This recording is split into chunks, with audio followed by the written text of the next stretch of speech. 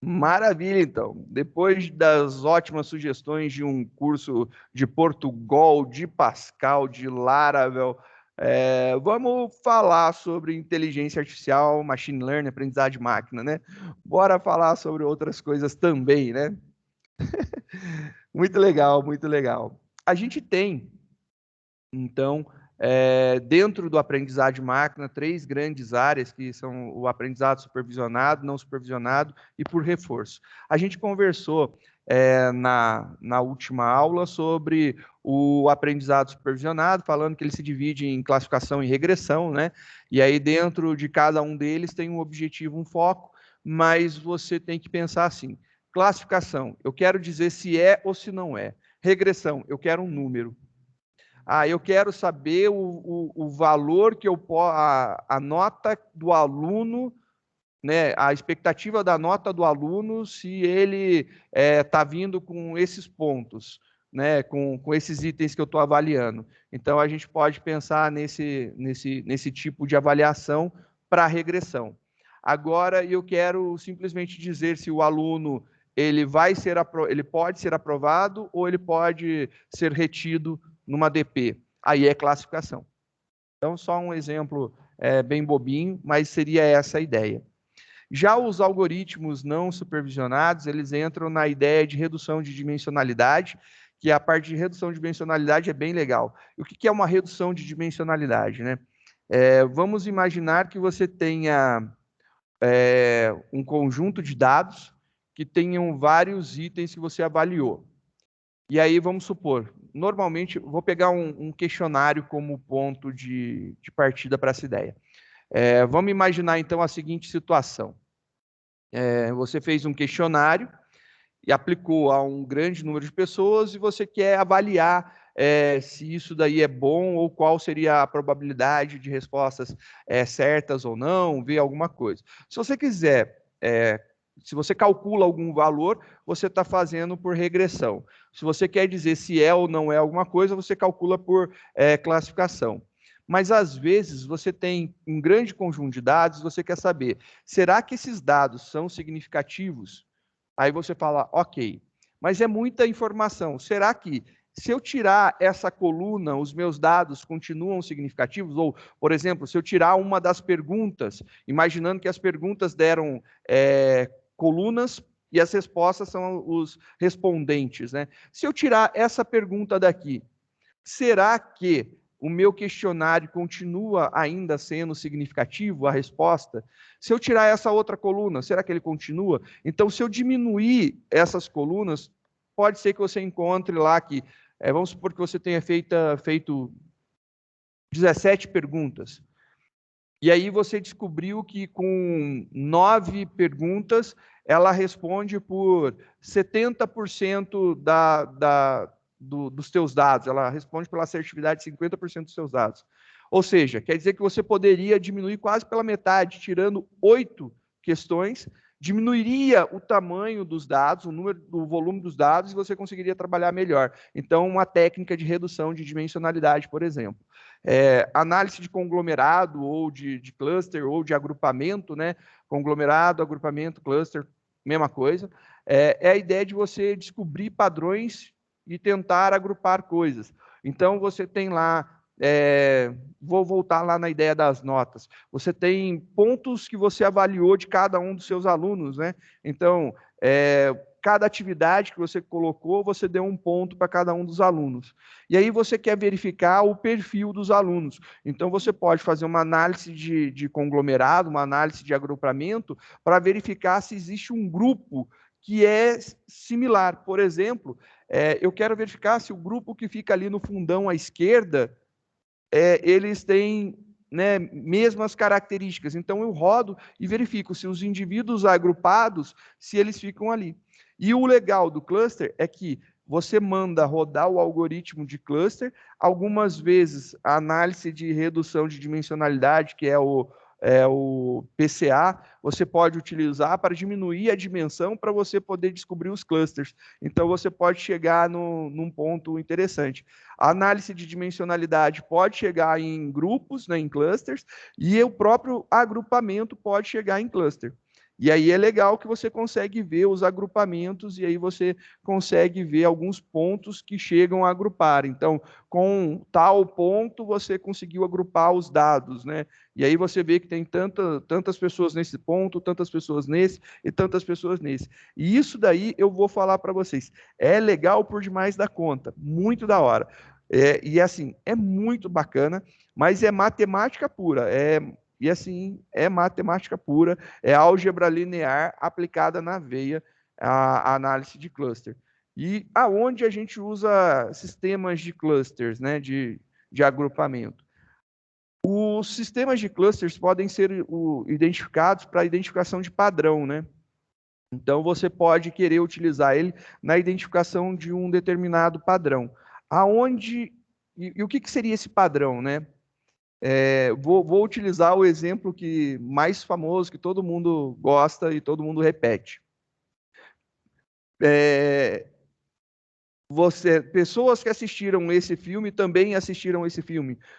Esse filme tem 97% de relevância para você segundo os seus gostos. Netflix, né? Netflix tem um padrão de análise de cluster para fazer indicação do que a gente gosta. Eu conto, e eu gosto de contar essa história, que um belo de um dia eu estava lá na Netflix navegando, e aí, tava aquele dia que você está meio sem paciência para as coisas, nada te agrada, e aí você está rodando, procurando, e aí chegou lá e eu comecei a pesquisar algumas categorias e achei um filme, sei lá, oriental, não sei se chinês, tailandês, japonês, sei lá que ex da vida, né? Oriental lá. Aí eu peguei e falei, vou ver. Assisti um. E aí eu assisti um, aí agora tem uma segunda recomendação, uma terceira recomendação. De repente, as minhas recomendações eram só de filmes daquela região, né? Só filmes chineses, japoneses e etc e tal. Cara, começou a recomendar filme, série, só nesse naipe. Por quê? Porque eu comecei a assistir e ele começou a entender que eu gosto. E aí ele analisou o algoritmo de clusterização da Netflix, analisou que vai me recomendar, e aí o algoritmo de sistema de recomendação, baseado em cluster, obviamente, ele começou a me recomendar porque ele viu que eu assisti, já que eu assisti esse, ele viu pessoas que também assistiram esse. As pessoas que assistem esse tipo de filme não assistem filmes normais. E aí, um belo de um dia, eu falei assim, eu fui para casa da Digníssima, eu estava lá assistindo TV com ela, falou, vamos assistir um filme na Netflix? Beleza, conectamos, né? A gente tem o mesmo, né? Aí eu conectei, só que na minha conta com o perfil dela, conectei. Cara, eu olhei e falei assim, nossa, tem tanta série que eu nunca imaginei. Olha, essa série parece ser legal. Olha essa outra série legal. Meu, essas séries que ela assiste não aparecem para mim. Incrível, não aparece. Você tem que caçar para uma série dessa daí aparecer. Por quê? Porque o meu sistema de recomendação lindo, maravilhoso lá da Netflix, ele olha assim, o Cristóvão gosta de assistir filme japonês e manda filme japonês, filme chinês, tailandês, coreano, e fica mandando. E eu assisto. E aí eu fico assistindo aquilo, eu não vejo os outros tipos de série. E aí ele não me recomenda os outros tipos de série. Aí, por um acaso, eu fiz o teste. Eu perguntei para ela uma daquelas séries que ela estava assistindo, qual era o nome. Fui lá no meu perfil, coloquei para a gente assistir. Procurei, pesquisei, achei, obviamente vai achar, coloquei para assistir. Meu, de repente começou a diminuir a recomendação.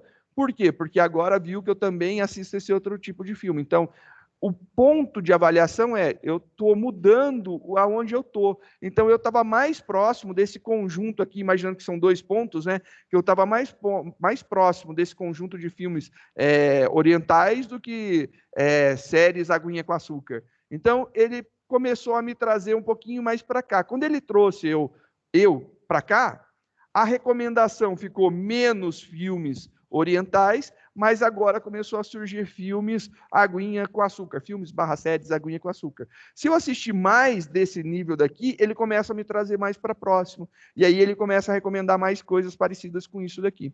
É essa a grande ideia do sistema de recomendação, né? Você descobrir padrões. Então, quando você tem dados e você não sabe se aqueles dados estão agrupados de alguma forma, sistema não supervisionado de clusterização serve justamente para identificar estes padrões. Agora, os sistemas de aprendizado por reforço. Aprendizado por reforço é bem interessante, né? Porque o que você tem de aplicação em um sistema de aprendizado por reforço? Você pega, ensina a tua base, você dá um conjunto de dados para ela aprender, então ela aprendeu com aquilo de lá. Só que, conforme você vai executando novas, né? Você executou ela, treinou ela com esse conjunto, quando você executa com uma nova situação, essa nova situação, ela é avaliada, e a avaliação é um peso, e esse peso é uma ponderação. E aí ele verifica, né? Ele pegou e verificou se isso aqui é bom ou ruim, ele registra e coloca aqui na minha base. Então, eu tenho a minha base e ele está sendo adicionado de coisas novas. E aí acaba que ele aprende com a retroalimentação, né? Ele vai sendo retroalimentado. E isso daí é interessante em sistemas de decisão em tempo real, inteligências artificiais de jogos. Então, quando você está jogando e você faz alguma determinada ação no jogo, se você estiver jogando novamente, você fizer exatamente o mesmo movimento, seguir para o mesmo caminho, fazendo a mesma coisa, muito provavelmente você não tem as mesmas reações, justamente porque a inteligência artificial está avaliando, por exemplo, que você veio mais para cá, você demorou um pouco mais de tempo, você foi mais rápido. Então, como mudou o teu perfil, ela muda a resposta para você. Ela aprendeu com a sua movimentação, só que agora a sua movimentação mudou, então ela modifica a ação do personagem. Então, assim, são muitas ideias de aplicação de respostas na hora, né?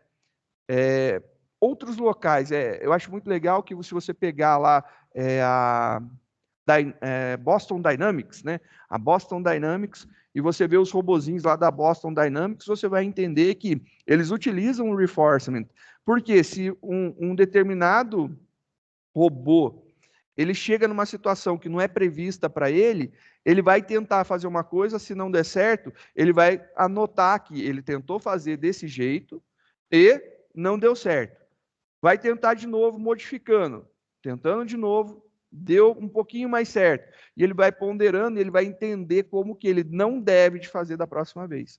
Então, o não também é importante para ele saber como que não deve ser feito. Então, o aprendizado por reforço é interessante, funciona também para descobrir novos insights, né?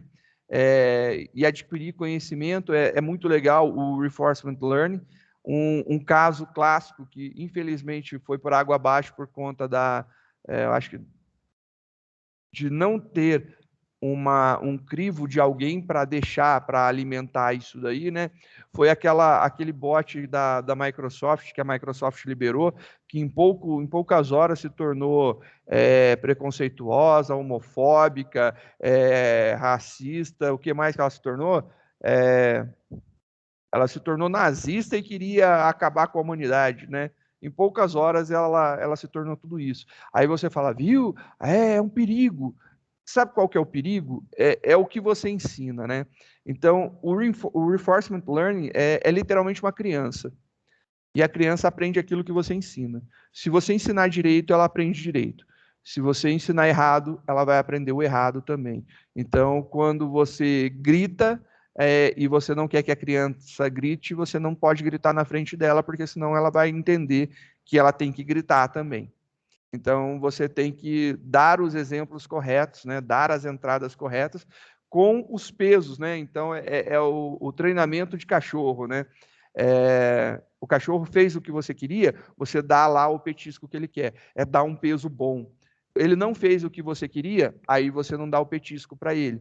Dá um peso ruim. Literalmente essa técnica daí. Aí, para a gente continuar, eu trouxe para a gente uma brincadeira que eu acho que vai ser legal, que é o dataset da flor de íris. O dataset da flor de íris é um dos datasets mais famosos que tem, eu acho que é legal a gente passar por eles, né? Então, se vocês quiserem ler um pouquinho mais, né, Vocês podem procurar lá na Wikipédia, tem lá o Iris Flower Dataset, você consegue identificar. E aí a apresentação do problema, né? A apresentação do problema é bem legal, porque ele explica o seguinte: a flor de íris, ela tem três tipos. Ela tem a íris setosa, tem a íris versicolor e tem a íris virgínica. E se você olhar na fotinha, elas são muito parecidas, né? Então, olha lá, elas são realmente muito parecidas.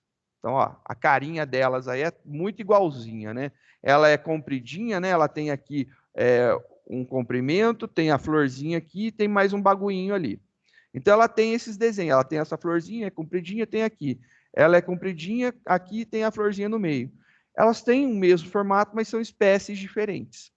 E aí, existe um dataset famosíssimo que teve um pesquisador que decidiu coletar informações.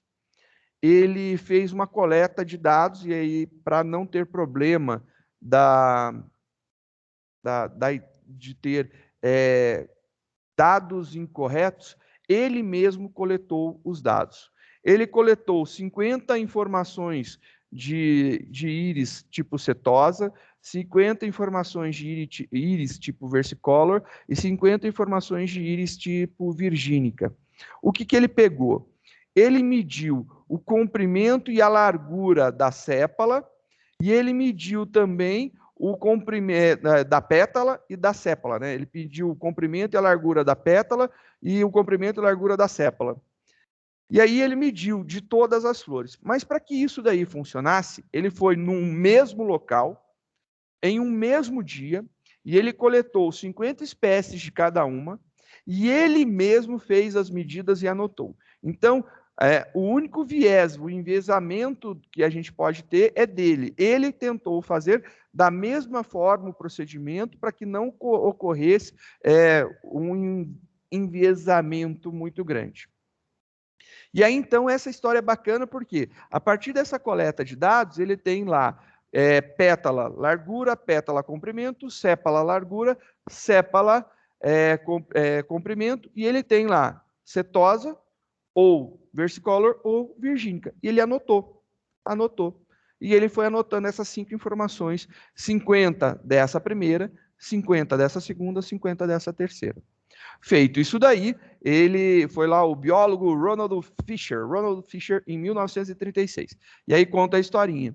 E aí, se você rodar esse cara, né, e fazer a comparação desses valores de sépalas e de pétalas, você vai ter isso daqui. Eu tirei um pouquinho o zoom, eu sei que não fica tão bom, mas é isso daqui que nós temos. Deixa eu ver se melhora um pouquinho mais, eu posso aumentar um tequinho. Olha lá. Você tem aqui o cruzamento das informações. Então, você fez um gráfico de uma coisa por outra, né? Comparando uma coisa por outra. Nesse caso aqui, nós temos, né?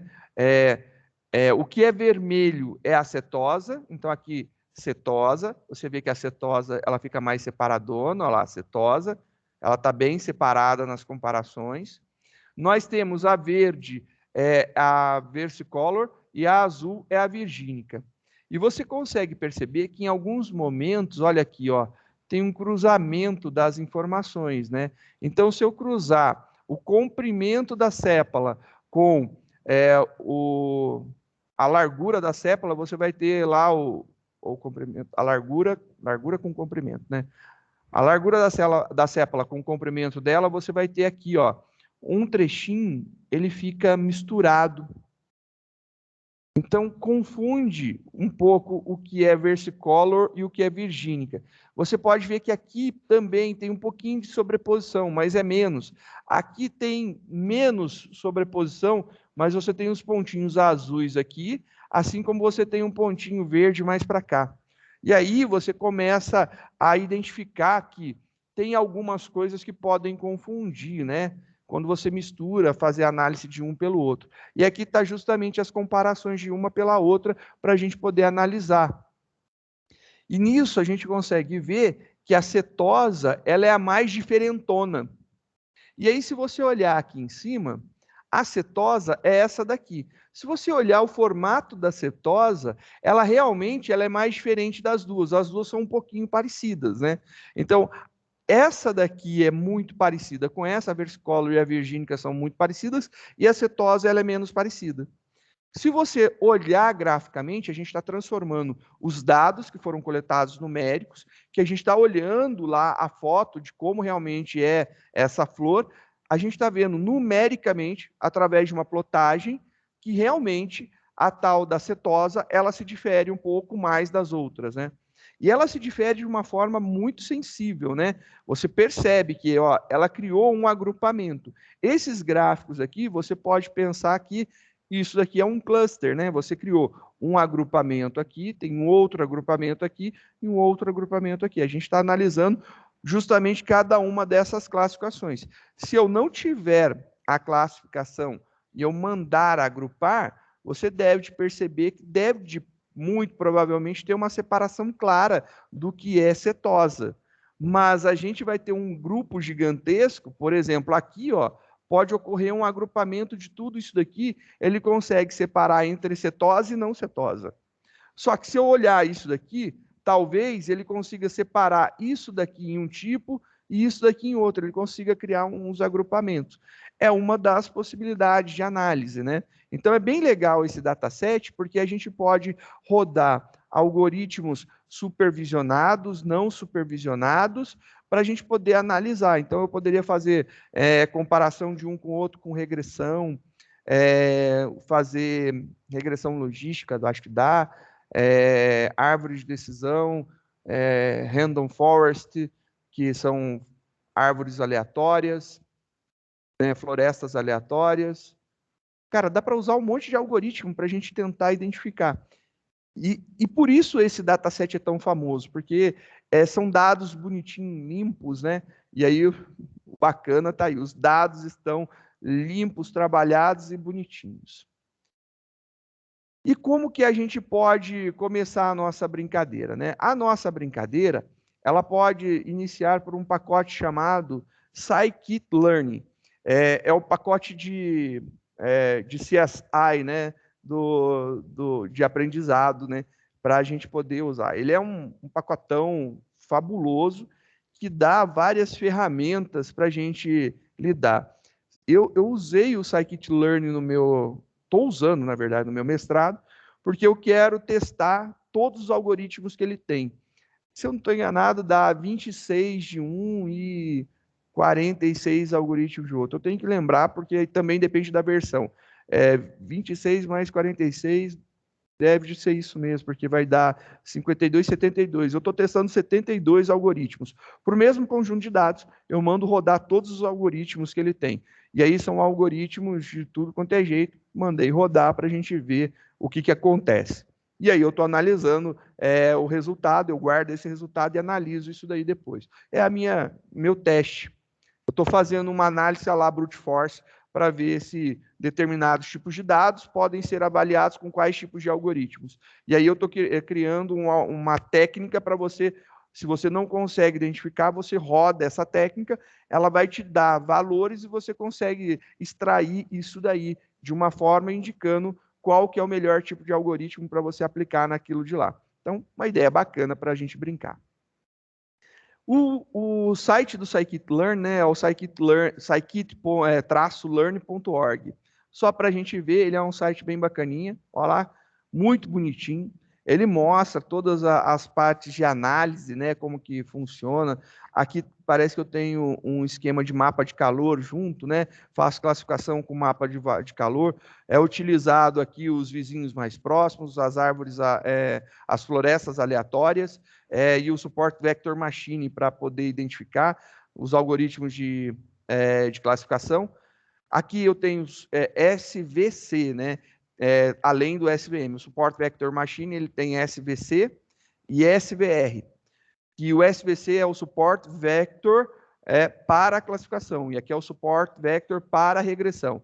Então, você pode aplicar os algoritmos de classificação e de regressão, tanto para vizinhos mais próximos, como árvores aleatórias, como o Support Vector Machine, e aí você pode aplicar o mesmo né, os mesmos algoritmos, ele tem um para classificação e um para regressão.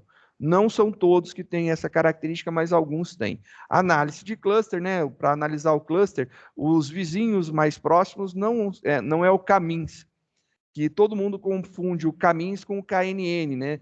É o K vizinhos mais próximos, e aqui é o K médias, né? Que tem essa daí. E aí tem vários algoritmos, PCA, por exemplo, que é análise, PCA, análise de componentes principais. Então, o análise de componentes principais é uma técnica de redução de dimensionalidade, por exemplo, né, que dá para utilizar, que também pode ser aplicado no K-médias, que também tem essa possibilidade, gera lá uns gráficos bonitinhos, e se você olhar aqui o nome, ó, a gente tem Virgínica, Versicolor, Setosa. Então, redução de dimensionalidade também vai ser aplicada. Eu vou mostrar para vocês que dá para aplicar, montar esse gráfico daqui. A gente vai ver rodando esse gráfico agora. E o Scikit-Learn, né, o site todo é bem legal, eles mantêm bem atualizado, tem qual que é a versão corrente, e aí você tem lá como que você pode iniciar, né, com ele, tem uma parte de treinamento bem bacana, você pode ir para cada um desses e ir estudando. Você pode ver lá como que eu começo a estudar com esse cara, quais são as notas das releases, né, os apontamentos de cada atualização para você saber se mudou o algoritmo que você está utilizando. Eles disponibilizam tudo lá no GitHub, né, deles, está tudo bonitinho para que a gente possa acessar. Muito bacana, todo o processo de como que você instala, se você ainda não tem, se você não pegou tudo bonito, pronto, né, por exemplo, num Anaconda que já vem, ou num Google Colab da vida que já tem também, né? E aí você tem essas possibilidades. Depois vale a pena dar uma explorada neles, eu recomendo, e aí a gente vai voltar aqui na nossa brincadeira, né? Como que você pode obter esses dados que a gente falou do dataset da Flor de Iris? Tem várias formas. Eu já passei para vocês, já está aí disponibilizado um arquivo CSV, que tem aí os dados das flores de íris, né? Separados lá por tamanho, largura e comprimento da sépala e da pétala, e mais a classificação dela. Só que tem algumas formas bem bacanas da gente também usar isso daí. Esse algoritmo é tão famoso, né? Esse conjunto de dados, esse dataset é tão famoso que dentro do Scikit-Learn já tem ele. Ele não é muito grande, são 150 registros, então não é muito problema. Para que a gente possa utilizar, então a gente vai ter que importar os datasets do Scikit-Learn. Então a gente vai falar aqui do scikit-learn.dataset, a gente vai importar vai carregar a flor de íris, né? E aí a gente vai usar lá, por exemplo, um dados, recebe load íris, abre e fecha parênteses. Essa é uma forma. E aí aqui eu estou falando que é desse cara até esse cara. Então aqui é a nossa biblioteca que a gente está utilizando, né, o pacote de aprendizagem de máquina, o Scikit-Learn, que é o sklearn, o nome do pacote é sklearn. E aí eu tenho uma subdivisão dele, né, que é o datasets. E dentro do dataset tem lá o carregar íris. Ou eu posso fazer assim, do Scikit-Learn, do sklearn, eu importo datasets. E aí eu vou jogar para os meus dados, eu vou mandar ele receber datasets.loadIris. As duas formas funcionam numa boa. Para ficar menor, eu vou utilizar a primeira aqui, tá ok? Só para mostrar, vou conectar o meu ambiente aqui para a gente ver. Então, primeira coisa é rodar o nosso import da ferramenta para trazer esse dataset, que já está lá dentro do Scikit-Learn. Rodei. Ele já conectou, ele já importou o Scikit-Learn, .datasets, então eu não tenho o resto do Scikit-Learn importado. E aí eu já tenho aqui a possibilidade de utilizar o load íris. Agora eu vou jogar para dentro dessa variável que eu criei aqui, íris, estou atribuindo load underline íris. Já importou. Se eu mandar imprimir íris, olha só que legal. Ele vai imprimir aqui para a gente que isso daqui ele abre uma chave. O que abre chave mesmo? O que abre chave? A gente tem 3 estruturas, a gente tem listas, a gente tem tuplas e a gente tem dicionários. As listas é o colchetes, a tupla são os parênteses, as chaves são os dicionários. Então, ele tem um dicionário. Então, aqui, ó, abriu chave, é um dicionário. E esse dicionário, ele tem aqui data, e aí ele vai ter um array. E esse array, do jeito que ele está sendo mostrado aqui, na verdade é uma matriz, né? Porque ele abriu uma vez, e aí dentro de cada linha ele tem um conjuntinho. Ele mostra aqui um conjunto. Ó, aqui é uma lista. Então eu tenho uma lista de listas. Uma lista de listas nada mais é do que um array. Por isso que ele fica com esse formato aqui para a gente. E aí ele tem lá, ó, 5.1, 3.5, 1.4, 0.2. Esse daqui são os dados de largura e comprimento da sépala e largura e comprimento da pétala. E aí você vai passando aqui, são 150 desse. E aí, rodando, rodando, rodando. Depois, eu tenho uma outra chave que é target. Então, eu tenho data e eu tenho target. O target, ele vai trazer para você 0, e aí você vai contar aqui quantos zeros tem. Quando você contar esses zeros, você vai descobrir que tem 50 zeros. Quando você contar esses uns, você vai descobrir que são mais 50 valores uns. E depois, mais 50 valores 2.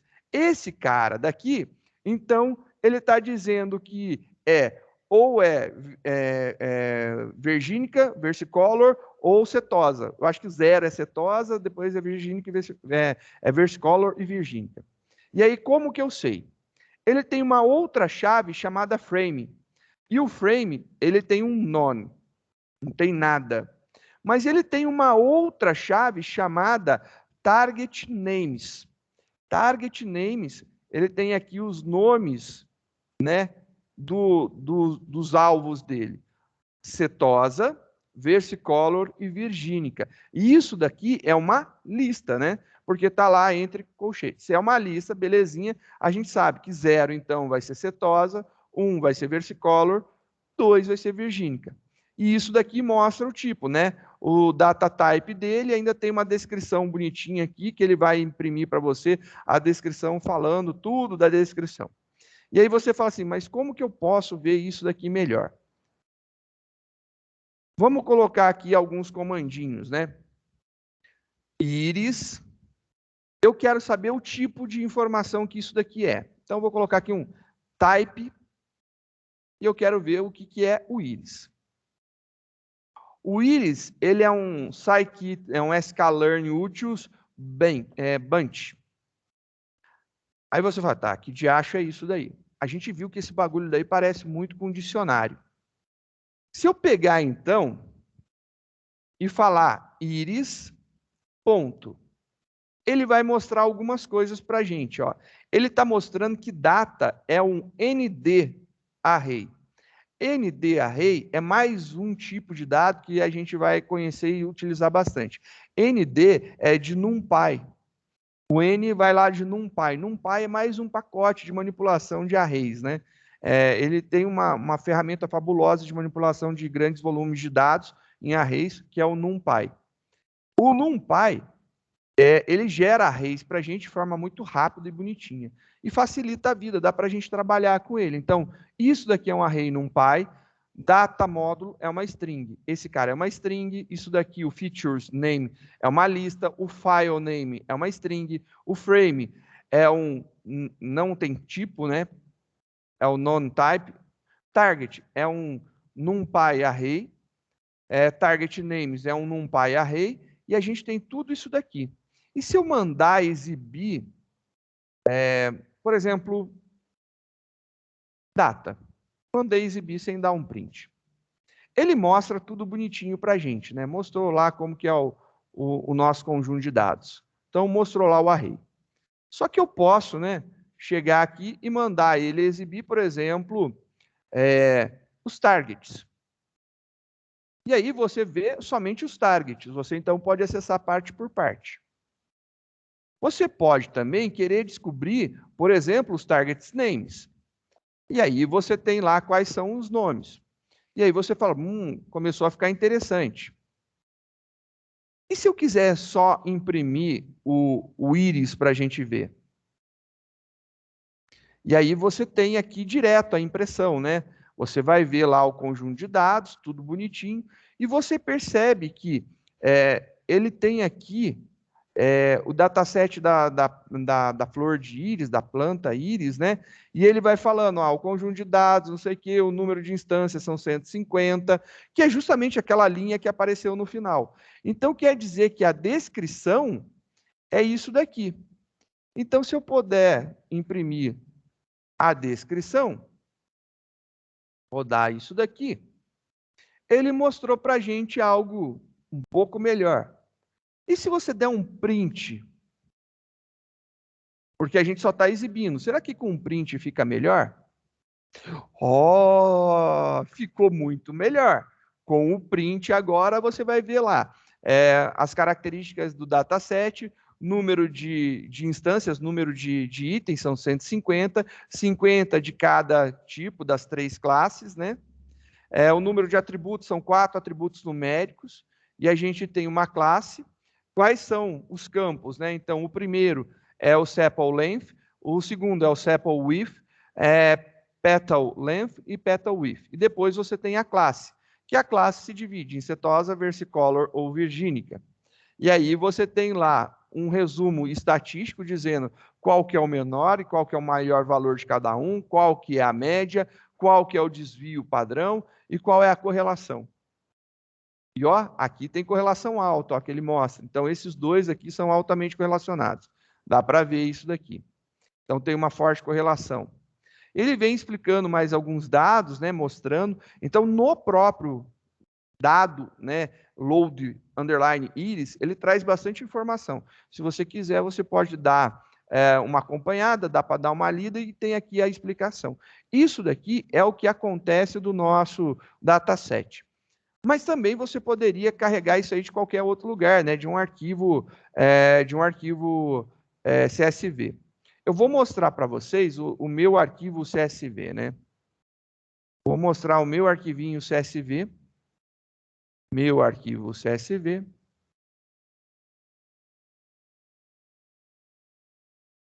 Está aqui o meu arquivo CSV. A primeira linha vem com a descrição dos campos. Está lá a descrição dos campos. Depois vem valores numéricos. E aqui vai dizer se é setosa, que é a espécies, se é setosa, versicolor ou virgínica. É exatamente a mesma coisa, só que esse aqui, a única diferença que tem é que o original mostra isso aqui como 0 e fala, 0 é setosa, tá bom? Mostra isso aqui como 1 e fala, isso 1 é versicolor, ok? E mostra o 2 como virgínica, ó, 2 é virgínica. E aí você pode fazer isso daí. É legal aparecer no nome? É. Mas não é muito bom, porque para a gente manipular isso aí já começa a ficar um problema. Porque normalmente a gente espera número. Né? Número é mais fácil para a gente lidar do que texto. Então a gente não opta muito por texto. Muito provavelmente a gente vai fazer uma conversão disso daqui para número, valor numérico. Então a gente vai voltar a fazer essa conversão. Vamos ver agora o segundo arquivinho que eu deixei disponível para vocês. O segundo arquivinho é o IA Python Dataset Iris parte 2. Então vamos lá no Iris parte 2. Abrir.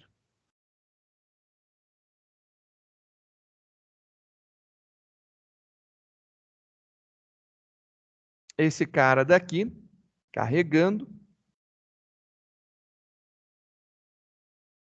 Bora entender um pouquinho desse daqui. Esse daqui, ele foi tirado exatamente do Scikit-Learn, né? Então, é aquele exemplo que estava mostrando para vocês, né? Olha lá, ele vai mostrar exatamente isso daqui, é do dataset. Tem esse gráfico bonitinho, que ele está mostrando esse gráfico. Esse Asian Vector é porque ele utilizou análise de componente principal para fazer, PCA, para fazer isso daqui. redução de dimensionalidade. Aqui um gráfico para a gente ver, né, o cruzamento do sepal width com o sepal length, para você poder ter noção aqui de como que é. A gente tem aí o código, esse código, literalmente, olha lá, foi isso mesmo, ó. É a análise de componente principal, PCA, no inglês, que foi isso daí que ele fez. Eu peguei isso daqui e trouxe para a gente poder analisar. É o que está aqui. Literalmente, foi tirado desse site, eu copiei lá, arrumei, coloquei aqui e mostrei. Se você estiver utilizando, né, um notebook diferente do Colab, para poder mostrar incorporado, você tem que rodar essa linha daqui, porcentagem matplotlib inline, para ele poder jogar o matplotlib inline. No Colab não há necessidade de executar isso aqui, porque ele já vai mostrar incorporado. E aí a gente tem lá bonitinho, né, a descrição, mesmo a historinha, só está mantendo aqui. E aí a gente vem ver aqui os dados. Aqui vai rolar uns gráficos para a gente ver. A primeira parte é o import, né? Deixa eu aumentar um pouquinho para a gente ver melhor. É o import das ferramentas que a gente vai utilizar. A primeira ferramenta que vai utilizar é o matplotlib e tem também o plotlib 3D, que fica dentro do pacote MPL_Toolkits, que aí ele mostra gráficos 3D. Do scikit-learn, a gente vai importar o dataset para a gente poder pegar a flor de íris, e o do scikit-learn, o decomposition, a gente vai importar lá o análise de componentes principais, o PCA. E só para ter uma noção, eu tive uma disciplina da pós que falou muito sobre isso na disciplina pós. É bem legal e foi matemática pura. O meu não foi rodando com comandinho fácil, não. Teve que fazer na mão os cálculos tudo. Bem da hora para chegar lá. E aqui a gente começa a brincadeira. Se a gente rodar isso daqui, rodou, ele já fez o import, já funcionou. Agora a gente pode fazer o import lá, o carregar os dados do dataset da flor de íris para dentro da nossa variável. Importou, tudo bonitinho, já imprimiu aqui a variável, só vou limpar a saída para não ficar rodando muito. E aqui eu estou jogando para um X grandão, o iris.data. Lembra o 2 pontos? Quando eu uso 2 pontos, quer dizer que eu quero pegar tudo. E agora, vírgula, 2 pontos, até a coluna 2. Então, ele vai pegar aqui 0 e 1. Ele vai pegar somente duas colunas. Então, quando eu faço isso daqui e rodo, ele deixou de pegar as 4 colunas e pegou as 2 primeiras colunas. É isso daí que ele fez. Agora, eu vou fazer a mesma coisa de pegar o target. Vou fazer a mesma coisa de pegar o target e jogar no Y. Joguei os dados no X e o meu objetivo vou jogar no Y. O target eu não preciso limpar, porque só tem um valor, né? Rodei lá bonitinho, pegou lá, só tem uma coluna, é uma lista só. Que é isso que eu precisava nesse momento.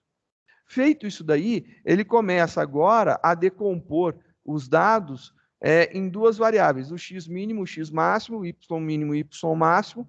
Rodei aqui, ele decompôs, só para ver, x mínimo é o 3.8, o x máximo 8.4. Se der uma olhada lá na documentação, tá isso aqui. Se imprimir o y mínimo e o mínimo e o y máximo, você vai obter 0 e 2. Então não tem graça deles. Por isso eu estou mostrando aqui do x, porque o x são os valores que a gente está lidando, né? Se isso daqui não estiver sendo provado, é porque na outra coluna tinha valor menor, então por conta disso daí, né? Aí agora inicia-se aqui um processo de plotagem. Literalmente, o nosso foco não é estudar o plot agora, mas a gente está mostrando aqui um gráfico, e esse gráfico daqui, ele vai ser montado e vai ser exibido, incorporado. Vou tirar um pouco o zoom para a gente visualizar. Primeiro é um gráfico de dispersão, né? Eu estou jogando, plotando os dois valores. Deixa eu jogar maior. Um gráfico de dispersão. 11. Esconde isso daqui. Olha lá, o gráfico de dispersão, que é o scatter plotter. Então, o scatter plot, ele vai pegar e fazer o cruzamento desses dados, ele vai pegar aonde tem um determinado comprimento e uma determinada largura, ele vai cruzar essas duas informações e vai marcar um ponto. E ele fez isso aí para todo mundo. E aí aqui você tem um separadão, que a gente já sabe que isso aqui é cepa, que é a cetosa, E depois a Virginia, que é a versicolor, ela se mistura. Ó. Você tem um único valorzinho aqui que ele fica meio próximo, né? Se eu pegar e eu traçar uma linha, eu consigo separar esse cara totalmente, né? Se eu traçar uma linha reta aqui, eu consigo separar. Mas esses dois eu já não consigo. E aqui é que está a brincadeira. Se eu traçar uma linha e separar, ficou fácil, né? Porque o que está acima da linha é isso, mas esse outro eu não consigo ter essa separação. Se você quiser agora um gráfico 3D, tem lá o gráfico 3D com as três componentes principais, né? Ele transformou em componentes principais e montou um gráfico 3D com as três componentes. E aí ele deixou primeira, segunda e terceira componente, e aí tem lá ó, os gráficos da plotagem dos valores no espaço, né? E aí ele jogou esse cara aqui no espaço cruzado, e aí você consegue ver um pouco melhor como que está a dispersão desses dados. Até esse momento, é literalmente a gente vendo os dados da flor de íris dispersa no espaço, né? Então aqui a gente está vendo em um gráfico 3D como que ela ficou, né? Você consegue ver aonde estão os pontos de cada uma. A relação em três componentes de cada uma daquelas. No caso do PCA, ele deve ter utilizado, deixa eu ver aqui, o PCA, cadê PCA? Fez o scatterplot, ele imprimiu ali, que foi o primeiro, começou 3D. Aqui, ele pegou os dados completos. Para fazer, ele pegou quatro dimensões. Então, ele pegou as 4 dimensões dos dados, e aí ele disse que queria reduzir em 3 dimensões. Ele reduziu em uma dimensão de 4, que nós tínhamos 2 para a largura e comprimento da pétala, a largura e comprimento da sépala, 4, né? Ele reduziu para 3. E como que ele faz isso daí? Aí vem uma mágica, que isso aqui eu explico com calma mais depois, né? Mais para frente tem uma explicação só de PCA. E aí aqui, na verdade, ele faz um cálculo que ele utiliza os valores dos dados e monta um novo valor. Então, ele pega isso daqui e transforma em 3. E aí, ele faz uma transformação de 4, ele consegue, através de um cálculo, transformar isso para 3, e aí ele analisa essas 3. E quando ele faz essa transformação, ele chama isso aí de componente, né? Então, ele transforma em 3 componentes. E aí, com 3 componentes, é possível fazer um gráfico 3D, né? Por isso que foi possível. Se você reduzir para 2 componentes, você faz um gráfico 2D, que muito provavelmente deve ficar alguma coisa similar a isso daqui. Então, essa é a ideia, só que aí, quando você faz um gráfico 2D, você com 2 componentes, você tem 2 componentes.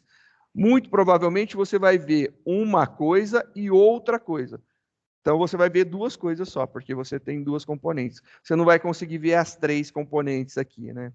E aí você perde um dos tipos das flores.